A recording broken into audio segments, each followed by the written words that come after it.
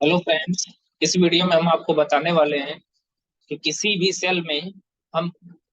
भी सेल में या किसी भी वर्कशीट में हम किस किस टाइप के डेटा को इंटर कर सकते हैं। और इसलिए हमने यहाँ पे हेडिंग भी ऐड किया हुआ है, types of data we can enter in a worksheet.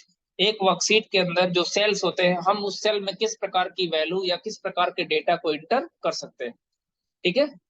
Worksheet के अंदर डेटा इंसर्ट वर्कशीट के अंदर चूंकि सेल होते हैं ना, हम उसी सेल के अंदर डेटा इंटर कर सकते हैं। तो वर्कशीट के अंदर जो सेल्स होते हैं, हम उसमें किन कौन कौन से या किस किस प्रकार के डेटा को इंटर कर सकते हैं, हम इस वीडियो में आपको बताने वाले हैं। वीडियो स्टार्ट करने से पहले हमारी एक रिक्वेस्ट है कि यदि आप हमारे चैनल पर नए हैं तो चैनल को सब्सक्राइब करें और बेल आइकन को प्रेस करना ना भूलें। तो चलिए फ्रेंड्स, वीडियो को स्टार्ट करते हैं। उसके लिए हम क्या करते हैं, एक्सेल ओपन कर लेते हैं। हालांकि एक्सेल मेरे पास पहले से ओपन है। ठीक है। जैसे मान लीजिए ये एक सीट है। चलो हम नई नया अक्षर ले लेते हैं। विंडो प्लस आर करेंगे, एक्सेल टाइप करेंगे। एक्सेल पहले से लिखा हुआ था। Blank workbook. मैं इसको थोड़ा सा जूम इन कर लेता हूँ। अब देखिए, सबसे पहला जो डेटा हम लोग इंटर करना सीखेंगे वो होता है नंबर। हम किसी भी सेल में नंबर टाइप की वैल्यू को इंटर कर सकते हैं। नंबर का मतलब आपको पता ही है, न्यूमेरिक वैल्यू। जैसे हमने लिख दिया A1 के अंदर 45। अब जब हमने 45 लिखा तो ध्यान दीजिएगा, जब हमने 45 लिखा तो ये बाय डिफॉल्ट लिखना हमने कहाँ से स्टार्ट किया था, लेफ्ट में। लेकिन वो बाय डिफॉल्ट कहाँ चला गया, राइट लाइन। तो कभी कभी ये सवाल पूछ लिया जाता है कि जो नंबर्स होते हैं वो बाय डिफॉल्ट सेल के अंदर, वर्कशीट के अंदर जो सेल होता है उसके अंदर जब किसी नंबर को हम एंटर करते हैं तो बाय डिफॉल्ट वो कौन सा लाइन होता है, तो आप कहिएगा right. By default right line होते हैं। ठीक है। अब देखें, अब अगर हम किसी सेल के अंदर टेक्स्ट भी इंसर्ट करें, ये तो हो गया नंबर। नंबर आप कुछ भी दे सकते हैं, नंबर 2 अंकों का भी हो सकता है ना। 100 में भी हो सकता है, थाउजेंड्स में, कोई भी नंबर हो सकता है। नंबर बाय डिफॉल्ट क्या होते हैं, राइट लाइन होते हैं। अब हम क्या कर रहे हैं, टेक्स्ट इंसर्ट कर रहे हैं। जैसे मैंने लिख दिया राम। राम लिख के जैसे अच्छा देखिए, जब तक हम इंटर नहीं करेंगे तब तक वो डेटा सेल के अंदर फीड नहीं होगा, है ना। अब देखें, राम जब हमने इंटर किया तो ये बाय डिफॉल्ट कहाँ पे एडजस्ट है, सेल के बाएं है। ये नंबर क्या था, सेल के दाएं है। इसलिए इसको मैंने राइट अलाइन कहा। ये कहाँ पे अलाइन है, बाय डिफॉल्ट लेफ्ट में अलाइन। तो जब भी वर्कशीट के अंदर किसी सेल के अंदर आप कोई डेटा एंटर करते हो तो बाय डिफॉल्ट क्या होता है, राइट लेफ्ट अलाइन होते हैं। सॉरी, जब भी किसी सेल के अंदर हम कोई टेक्स्ट इंटर करते हैं तो बाय डिफॉल्ट क्या होते हैं, वो लेफ्ट अलाइन होते हैं। ठीक। अब एक चीज समझिए कि जैसे मैंने यहाँ पे लिख दिया गोरखपुर। अब ध्यान दीजिएगा, अभी कर्सर हमारा ब्लिंक कर रहा है। कर्सर ब्लिंक करने का मतलब यहाँ पे ये है कि डेटा अभी सेल के अंदर फीड नहीं हुआ है। अगर हम एस्केप की प्रेस कर दें तो पूरा का पूरा डेटा हट जाएगा। ध्यान दीजिएगा, अगर हम कीबोर्ड से प्रेस कर दें क्या, एस्केप की, तो पूरा का पूरा डेटा एक ही बार में हट जाएगा। तो डेटा तभी फीड होगा जब हम इंटर की प्रेस करेंगे, इंटर की या डाउन एरो की, है ना। मतलब कोई दूसरा कोई एरो की प्रेस कर दीजिए या इंटर की प्रेस कर, जब तक आप ऐसा नहीं करेंगे तब तक वो डेटा सेल के अंदर फीड नहीं होगा। समझ में आई बात। अब देखिए, अब हम एक चीज और आपको बताना चाहते हैं। ये तो हो गया हमारा, नंबर इंसर्ट करना सीख गए, टेक्स्ट इंसर्ट करना सीख गए। हम सेल के अंदर कोई फार्मूला भी दे सकते हैं। सेल के अंदर कोई फार्मूला भी, जैसे ये वाला सेल है ना, हम इस सेल के अंदर कोई फार्मूला भी लिख सकते हैं। अब फार्मूला क्यों लिखते हैं, ताकि हम किसी प्रकार का कैलकुलेशन कर सकें। देखिए, जहां से हमने आपको नंबर इंसर्ट करना बता दिया, टेक्स्ट इंसर्ट करना बता दिया, डेट और टाइम इसके बाद बताएंगे। पहले हम आपको क्या बता रहे हैं, फार्मूला।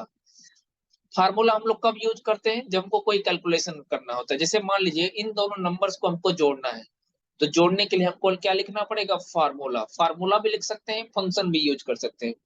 तो एक्सेल में जब भी किसी सेल में आप फार्मूला लिखेंगे तो फार्मूला लिखने की शुरुआत हमेशा इक्वल साइन से होती है। ध्यान दीजिएगा, जब भी हम किसी सेल में फार्मूला या फंक्शन का इस्तेमाल करेंगे तो उसकी शुरुआत हमेशा इक्वल साइन से होती है। कुछ इस तरीके से, जैसे मैंने इक्वल प्रेस कर दिया, इन दोनों सेल की वैल्यू को जोड़ना था तो हम क्या करेंगे, इस सेल पे क्लिक कर देंगे तो C1 आ जाएगा।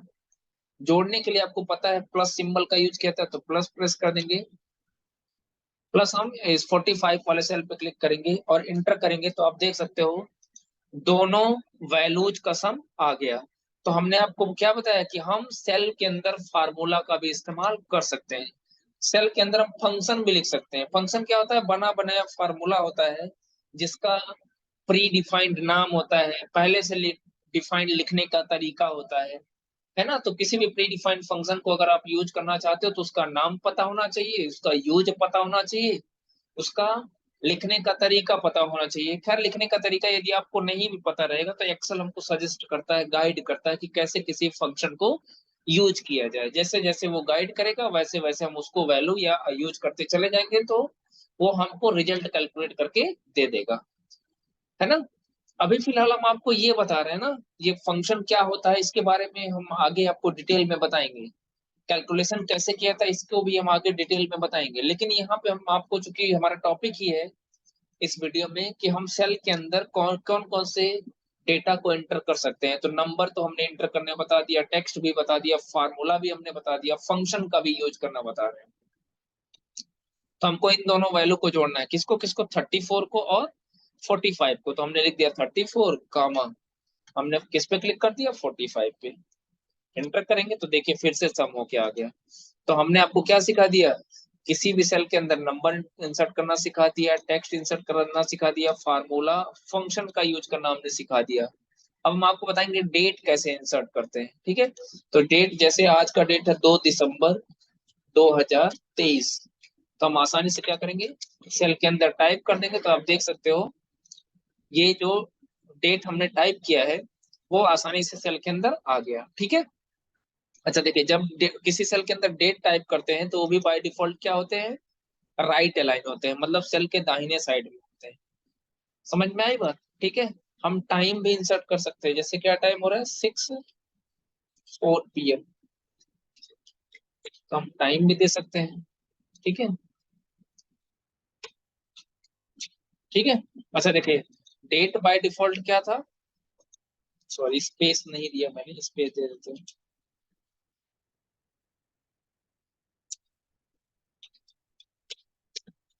जो टाइम होता है ये तो टेक्स्ट हो गया, इसको हटा देते हैं। जो टाइम होता है वो भी बाय डिफॉल्ट क्या होता है? राइट अलाइन होता है। तो अगर आपसे कोई पूछ लिया डेट और टाइम सेल के अंदर क्या होते हैं, तो बाय डिफॉल्ट राइट अलाइन होते हैं, आप इसको भी आप बता सकते हो, ठीक है। फिर नेक्स्ट है नंबर एज टेक्स्ट। इसका मतलब क्या है?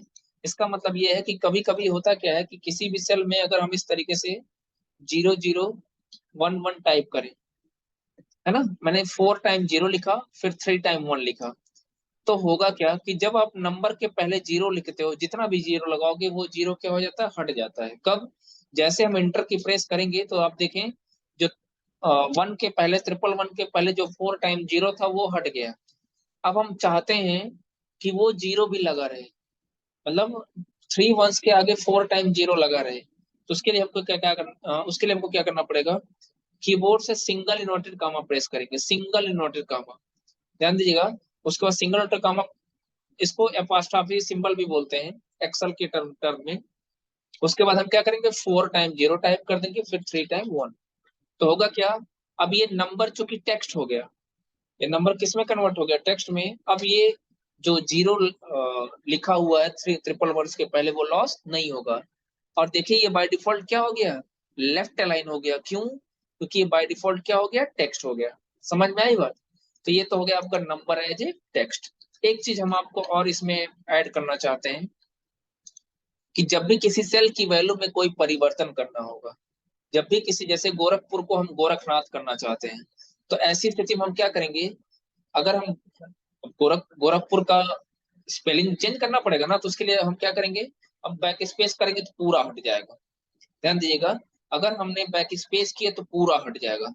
तो हमको गोरखपुर में गोरख रहने देना है, पुर को हटा के क्या कर देना? नाथ कर देना है। अच्छा एस्केप करेंगे तो वापस फिर से आ जाएगा।